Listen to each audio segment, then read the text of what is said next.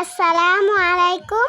প্রতি বছরের মতো এবারও প্রতিভা আইডল স্কুল আয়োজন করেছে ক্লাস পার্টির, কিন্তু এবারের আয়োজনটা অন্যরকম হয়েছিল।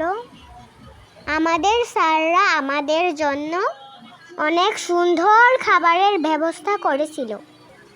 আমাদের স্যাররা আমার আম্মু ও আমার বন্ধু বান্ধবীর আম্মুদেরকে বলেছিল, আপনারা যে যেটা ভালো বানাতে পারেন সেটাই তৈরি করে নিয়ে আসবেন।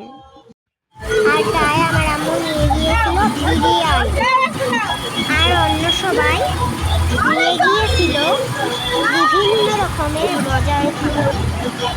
সেই খাবার আমাদের মেয়েরা সহ আমার বান্ধবীদের আম্মুরা আমাদের খাইয়ে দিয়েছিল নিজের হাতে। আমরা এই দিনটি অনেক সুন্দরভাবে কাটিয়েছি। সবাই